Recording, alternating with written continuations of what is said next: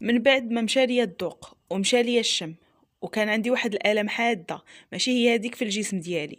الا كانوا عندك هاد الاعراض ديري هاد المشروب وتفكريني. الا كان عندك الم في الحلق، الم في الراس، الم في الجسم كامل، الدوخه، الكحه، ضيق في التنفس، حتى بالنسبه للناس اللي عندهم المناعه ديالهم ضعيفه بزاف، ما عليك اختي غير بهاد الوصفه.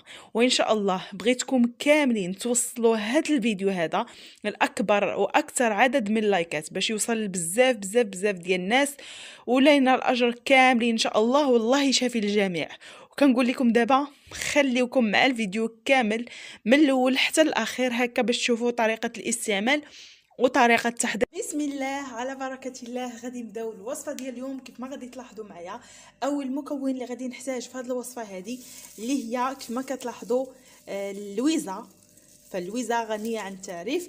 انا غادي نبحث ونعرف الاسماء ديالها الاخرى اللي في الدول العربيه او لا بالونغلي ولا بالفرنسي، وغادي نخليها لكم هنايا في صندوق الوصف او لا في الفيديو. غادي نكتب لكم الاسماء ديال هاد اللويزه هذه. حنايا بالنسبه لينا كنقولوا لها اللويزه. فهذا هو الشكل ديالها. فكتكون ميبسه كيف ما كتشوفوا، يعني كتكون يابسه ماشي طريه. فاللويزه زوينه بزاف، كنستعملوها حنايا، كنعطيوها للوليدات الصغار اللي ما كيبغيوش ينعسوا، اللي كتجيهم حمى. فهاد اللويزه هذه كتهدن الاعصاب وكتهدئهم ايضا. وفي هذه الوصفه هذه المفعول ديالها رائع رائع رائع. المفعول ديال هاد اللويزه هذه انها كتخلصنا من السعال، كتحيد لينا الالم اللي كيكون عندنا في الصدر ديالنا، ضيق في التنفس، كتعطينا جهاز المناعه، كتقويه لينا، كتحيد لينا الحمى، الحراره، يعني ارتفاع الناس اللي عندهم ارتفاع في درجه الحراره فكتهبط لهم الحراره ديالهم، وكتهدئ لينا النفس ديالنا، كتخلي يعني لا عندنا شي زكام، لا عندنا عطس، الم الراس، الم في الجسم كامل. فهاد الوصفه هذه او هاد اللويزه في هاد المشروب هذا فغادي تعطينا واحد النتيجه رائعه رائعه رائعه رائعه. ودابا كيف ما كتلاحظوا غادي نبداو الوصفه على بركه الله. غادي ناخذ هنايا واحد الكميه ديال اللويزه، ماشي بزاف بطبيعه الحال. انا هنايا غير حطيت لكم هذه الكميه هذه، راه كنديروا غير كميه صغيره وكتعطينا نتيجه اللي هي مضاعفه. مباشره غادي ناخذ هنايا واحد الكاسرونه كيف ما كتلاحظوا، وغادي ناخذ هنايا واحد الكميه من اللويزه. كيف ما قلت لكم ما غاديش نديروا بزاف، غادي ناخذ غير واحد الكميه فقط على هذا القياس هذا. وغادي نضيف الماء، واحد الكميه تقريبا كاس كبير اولا كاس متوسط، نص كاس كبير اولا كاس متوسط كامل. دابا مباشره غادي ناخذ هاد اللويزه هادي وغادي نديرها فوق نار تكون متوسطه، ما تكونش مهيله وما تكونش مجهده حتى هي. بعد غادي نرجع لكم تتمه الوصفه. هنايا غادي ناخذ كيف ما كتلاحظوا غادي ناخذ هنايا الليمون اولا الحامض. فالليمون اولا الحامض كنحضروا معكم بزاف هاد الوصفات حيت نتيجته رائعه، وكيصفي لينا الدم ديالنا، كيصفي لينا الدم ديالنا من السموم. وكيف ما كنعرفوا ان الليمون فهو غني عن التعريف ونتيجته خطيره خطيره، نتيجته هائله للجسم ديالنا، غير الناس ما كيعرفوش الفوائد ديالو. ففيه واحد الماده اللي كيف ما قلت لكم كتحيد لينا السموم من الجسم. غير في الصباح الا فقنا ودرنا واحد الكاس ديال الماء دافي اولا ساخن واحد شويه، وكنديروا واحد نصف ليمونه هكا معصره في الماء وكنشربوها، فعنده فائده كبيره كبيره كبيره كبيره للجسم ديالنا. حتى الوجه ديالكم ما كيبقاش فيه يعني هكا نمش ولا كلف، وداكشي كيصفي لينا الوجه ديالنا وكيصفي لينا الدد ديالنا من الداخل. فالليمون عنده كيف ما قلت لكم فوائد زوينه زوينه زوينه للجسم ديالنا. كيف ما كنعرفوا دابا كيف ما قلت لكم عندنا هنايا الليمون الاخضر والليمون الاصفر. فاذا توفر عندكم هذا الليمون الاخضر كيف ما قلت كنقول لكم انه عنده واحد الجهد في الجسم ديالنا، كيساعدنا اكثر في هذه الوصفه، كيعطينا نتيجه اكثر.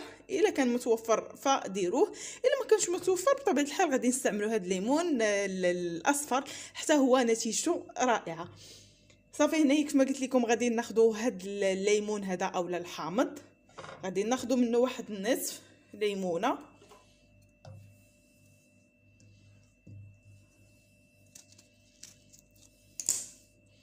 هانتوما كيف ما كتلاحظوا هنا غادي نزولوا هاد البذور، وغادي ناخذوا القلب ديال هاد الليمون هذا. فهنا الى طاحوا شي عظيمات فغادي نزولوهم من بعد. المهم حنايا عندنا الغرض اننا نحيدوا هاد القلب ديال هاد الليمونه او الحامضه.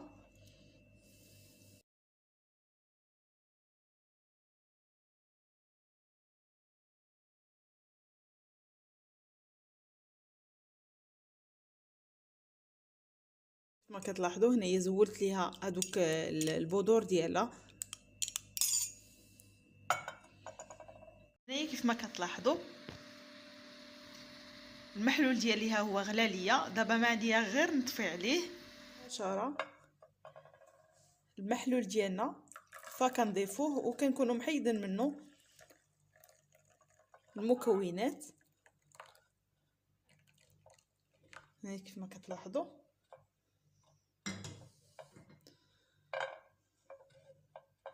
راه مازال ساخن، ومباشره ملي كنضيفوه فوق هاد الحامض هذا، مباشره ملي كنضيفوه ضروري ما نضيفوا له هاد المكونات اللي غادي نوريكم دابا.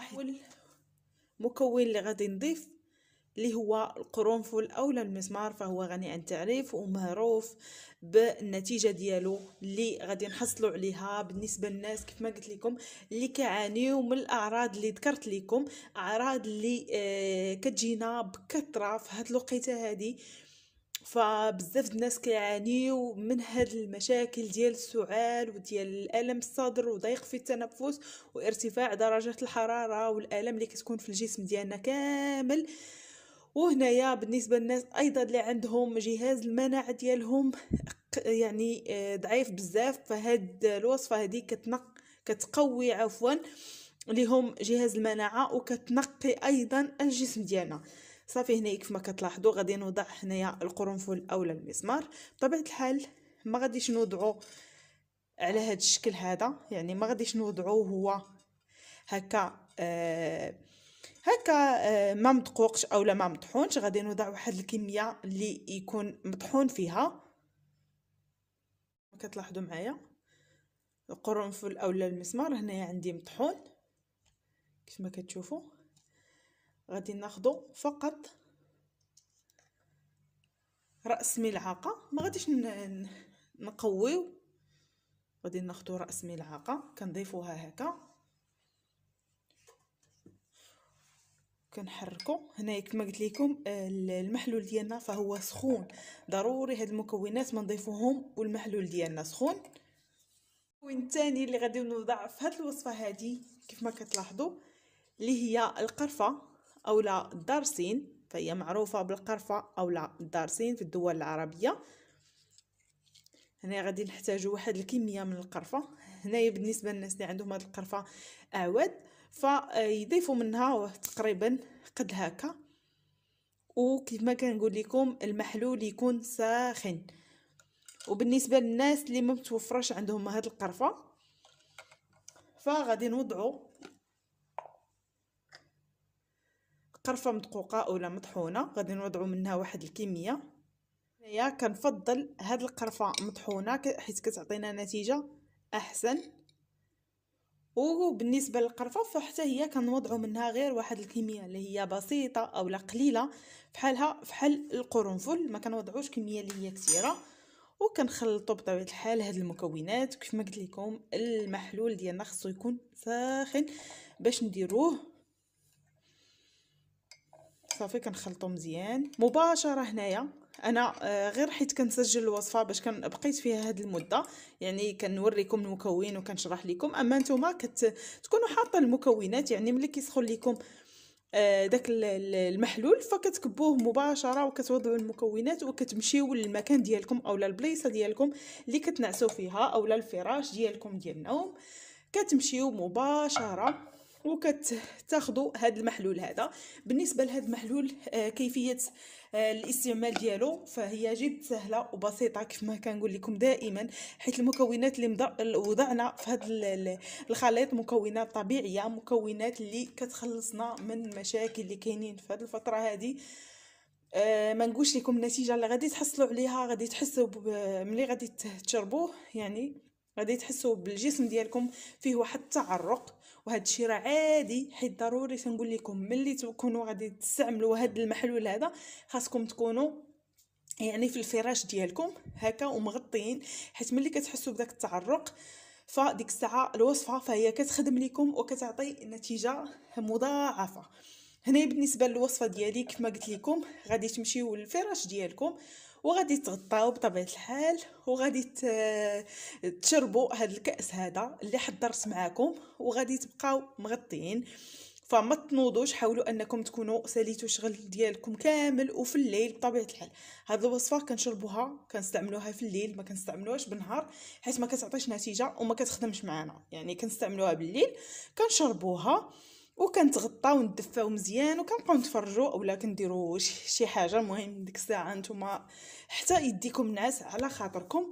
صافي، هذه هي الوصفه، هي جد سهله وبسيطه وكتعطينا نتائج رائعه كيف ما قلت لكم. فكتبدا المفعول ديالها من اليوم الاول حتى ل3 ايام كحد اقصى، وان شاء الله تنجح معكم وتستافدوا من هذا الفيديو. وكنتمنى انكم تبارطاجيوه باش كلشي يستافد. ديروا لي لايك باش هكا تعمل فائده على الجميع.